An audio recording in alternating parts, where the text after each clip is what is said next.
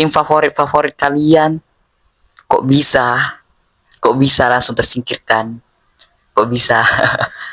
Ya teman-teman, kembali lagi di obrolan bola kali ini. Ya nemenin kalian teman-teman lagi nongkrong atau lagi makan atau kayak gimana, kita ngobrol-ngobrol santai teman-teman. Cuma kali ini lagi di ajang Piala Dunia yang sungguh-sungguh luar biasa di babak 32 besar kali ini. Ada yang menurut aku tim favorit kalian kok bisa langsung tersingkirkan, kok bisa. Ya kita ketahui lah teman-teman, kayak Jerman, Belanda, Jepang, tiba-tiba keluar pulang kampung, tiba-tiba kok bisa yang diharapkan bisa berbicara banyak di pentas Piala Dunia, tahu-taunya ya hanya sekedar pelengkap layak di Piala Dunia. Tapi masih banyak lain teman-teman. Kali ini kita ngobrol-ngobrol santai ini bagaimana di Jerman dengan skuad yang menurut aku cukup lumayan bagus, padahal ada Florian Wirtz, terus Musiala, banyak lagi pemain-pemain bagus di Jerman. Kok bisa, kenapa gitu kalah dia di penalti loh. Para gue yang notabene pemain itu cuma pemain-pemain lokal yang tidak ada di Eropa, adalah beberapa mungkin di Eropa satu lah. Sedangkan Jerman rata-rata pemain yang top-top semua, liga-liga top, kok bisa kalah gitu. Mana menurut aku di babak pertama juga Jerman juga udah kebobolan. Itu aja di menit-menit akhir aja teman-teman. Nah ini yang menurut aku teman-teman kali ini, kenapa kok Jerman bisa kayak gini, kenapa? Wow. Padahal notabene para pemain-pemainnya cukup bagus, notabene para pemain-pemain juga pemain top dari Bayern Munchen, Real Madrid, dan masih banyak lagi gitu. Kenapa gitu?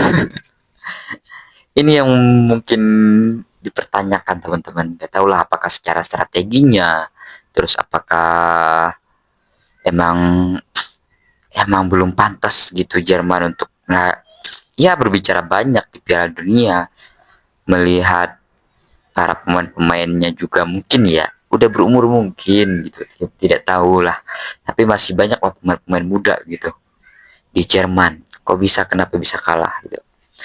Dan satu lagi teman-teman, kali ini menurut aku Jepang Samurai Biru tidak bisa berbicara banyak. Kirain gua bakalan menjadi kuda hitam Asia, bersinar lebih banyak lagi, tahu-tahunya ya tidak bisa berbicara banyak juga, hanya bertahan di 32 besar. Sungguh-sungguh menakjubkan juga di fase grup ya, menurut aku cukup lumayan bagus, cukup apik lah untuk di fase grup ya. Tapi setelah di 32 besar melawan Brazil, dan ya kita tidak bisa lah ya teman-teman, Brazil pun menurut aku dari pelatih Carlo Ancelotti ini cukup bagus. Dan awalnya aku nonton nih, Jepang nih menciptakan gol yang sungguh-sungguh luar biasa dan udah unggul loh. Tapi dan pada akhirnya ya kalau Ancelotti mempunyai super magic class, kalem santai, tiba-tiba wow, remontada aja. Ini yang menurut aku Jepang mungkin ya harus harus hati-hatilah dengan tim-tim lain, apalagi dengan pelatih-pelatih top yang kayak Carlo Ancelotti. Padahal gua melihat Jepang ini konsisten, disiplin dalam pertahanan, terus dalam permainan, konsisten, rapi. Jepang loh, Samurai Biru yang mungkin kalian berharap teman-teman, gak tahu lah mungkin kalian berharap apa enggak bahwasannya Jepang ini adalah menjadi kuda hitam di Piala Dunia, tapi tidak bisa berbicara banyak di Piala Dunia kali ini. Ini menjadi patokan juga bagi Jepang, nggak tahu mungkin 2030 mereka mungkin bisa gitu berbicara banyak di Piala Dunia, karena proyek dari sang pelatih ini udah lama loh. Wow, tapi ya sudah, mungkin Jepang bakalan ganti pelatih lain, kita tidak tahu pastinya teman-teman. Tapi menurut aku Jepang ini cukup fantastis di 32 besar melawan Brazil, dan sungguh luar biasa lah. Sungguh luar biasa match menurut aku, sungguh-sungguh menakjubkan, sungguh-sungguh wah, fantastis, fantastis. Dan satu lagi Belanda teman-teman, Belanda, timnas pusat kalian gitu ya. Kok bisa, kok bisa, kok bisa penguasaan bola itu banyak Maroko dibanding Belanda. Padahal udah unggul loh, kok bisa mainnya bertahan, Belanda tuh main bertahan loh. Bukannya mainnya melawan Swedia kemarin bagus, cakep loh. Lawan Maroko jor-joran main bertahan. Kok bisa Belanda kalah adu penalti? Mana tiga juga yang gak gol. Wow, ada apa nih Belanda? Mana total footballnya yang dimainkan? Gimana ini pelatihnya komen? Sebegitunya gitu. Tapi enggak teman-teman. Sebenarnya Belanda nih ya, mungkin banyak kalian berharap teman-teman. Belanda ini bagus. Belanda ini cakep. Belanda ini bagus-bagus pemainnya. Kenapa tidak bisa berbicara banyak loh di pentas Piala Dunia? Ada apa, sedang apa? Nah, ini yang harus kita pertanyakan gitu kan, kenapa gitu. Sedangkan menurut aku lawan Maroko, secara statistik aja ya, Maroko banyak penguasaan bola loh. Tapi Belanda masih main bertahan. Kenapa masih main bertahan loh? Sedangkan udah unggul, kenapa nggak jor-joran lagi gitu? Banyak peluang-peluang yang harusnya Belanda gitu.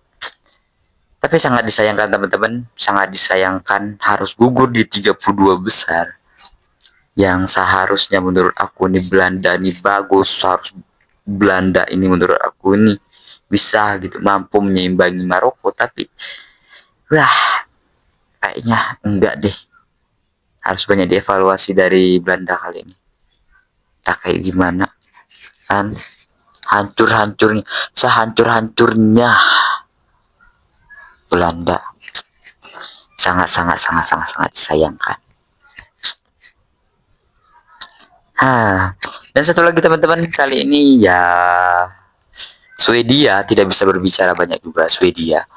Tapi emang tidak bisa kita pungkiri teman-teman, Prancis rata-rata pemain top, depannya Mbappe, Dembele, Olise, terus Barcola. Apa yang enggak dari Prancis?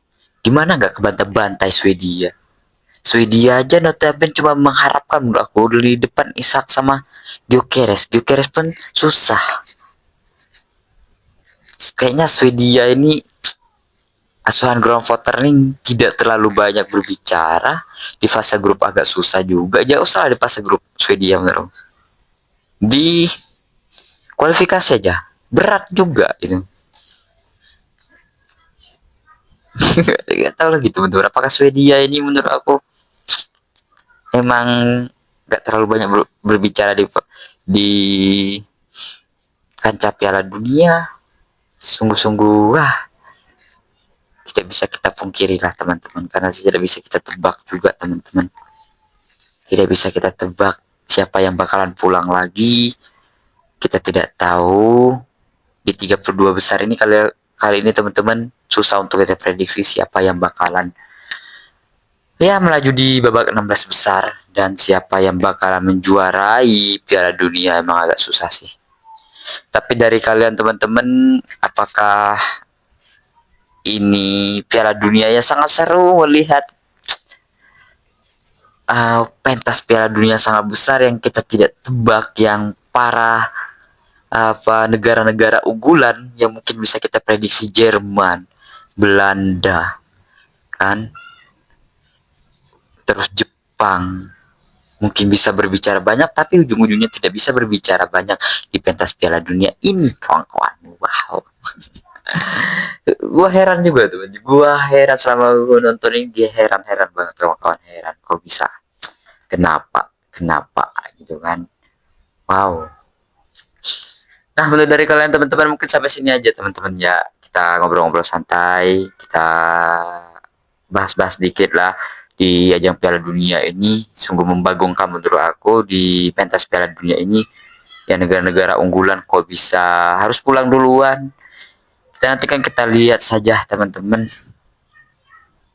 untuk di 32 besar nanti, di 16 besar nanti siapa yang bakalan cukup bagus, cukup baik di pentas Piala Dunia ini. Tapi menurut dari kalian teman-teman, coba prediksi-prediksi kalian di untuk nantinya di 16 besar ini akan bertemu sama siapa aja, dan siapa yang bakalan menjuarai ini kan, menjuarai Piala Dunia. Coba kalian komen-komen di kolom komentar ini, dan jangan lupa buat kalian subscribe dulu channel gue ini biar nggak ketinggalan ya obrolan-obrolan santai seputar sepak bola lainnya. Oke, mungkin sampai sini aja, sampai jumpa.